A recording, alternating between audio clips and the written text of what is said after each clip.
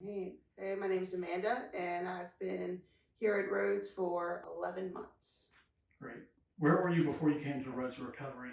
What was your living situation? I was a little bit of everywhere. I could have gone back home to my parents' house, but I was basically couch surfing and just staying wherever I could, staying out at the bars until like 3, 4, until I found somebody to crash with. So very unstable. Okay.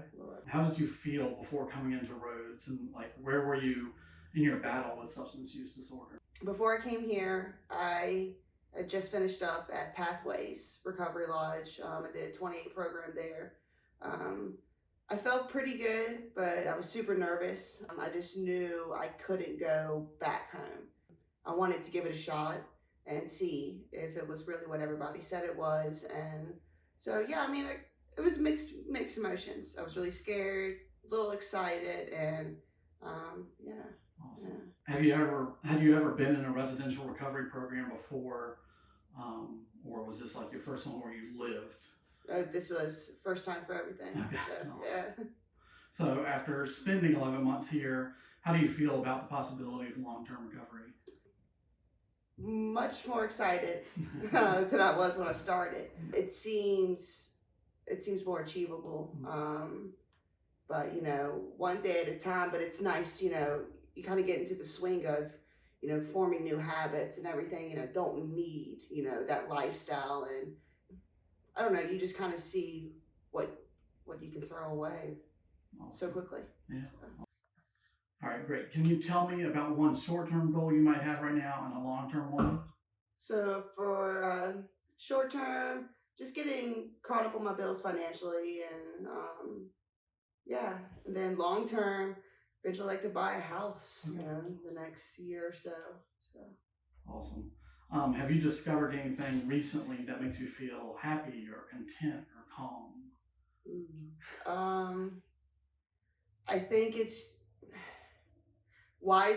just this whole being more aware of my emotions and being able to talk. Because that was something I didn't do before. I was very shut off, very closed out, and so I find that once I do just express, like even in the littlest of things, irritation, anything that it does, it just makes everything better. So self-care, all that good stuff. Yes.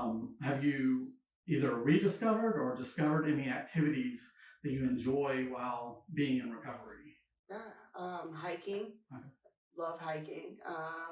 Longboarding. That was something I, stopped doing. I, play guitar a little bit. So those were things that I dropped off doing, when I was really bad off. And so, yeah, it's been nice to slowly get back into that. Yeah. Have you experienced like a high point recently in recovery? Yeah. I just recently, got a good opportunity to move into the apartment at the women's house, and I got a new car. So kind of you start to see the work pay off, and it's yeah. I really didn't think that any of that would happen, like even a month ago. Yeah. So Awesome. it is nice. That's great. What is one thing that you are proud of yourself for? Staying sober.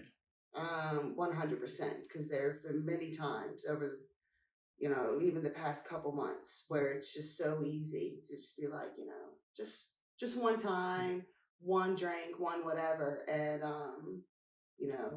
realizing that it's just a momentary thing. It's not really what I want, and this clarity and this safe space here is a lot better. So. What is one thing you wish those that don't struggle with substance use disorder knew about it? I think the biggest thing is that, a lot of people, because I've heard it a lot too, a lot of people say, well, you have a choice and you have a choice, and you don't have a choice, not in active addiction.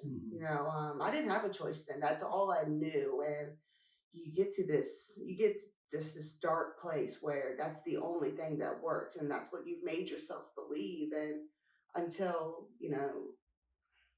I guess you have the help, the proper help needed, or no, for me, I found out that I have a choice now. Mhm. I have a choice today. I can go back to that lifestyle, or I can continue on with this one where even though it's hard, it's still not as bad as, my best day out there. So, um, yeah, I think that's the biggest thing. You Mhm. don't have a choice then. Mhm. If you could say one thing to someone struggling in substance use disorder, what would it be? Ooh, be patient with yourself. Mm. I beat the hell out of myself for years, and I should have done this, and this age, and this, that, and the other. But you know, give yourself a break a little bit, and it's okay to ask for help. And you sure as hell don't have to do it alone. Mm. So, And then, what wisdom would you share with your younger self? ooh, put the bat down, because yeah, that was my biggest thing.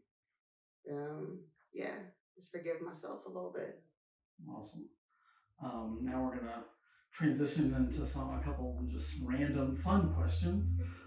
If you had to be shipwrecked or on a deserted island, all your human needs were taken care of, like food and water and everything. What two items would you want there with you? Ooh, I guess. I mean, definitely a book of some sort, a Mhm. good book at least, and I don't know. It's so hard. I don't even know. I guess a good book, and I'd have to have like some kind of like my fidget cube. Fidget- There we go. Yeah. Awesome.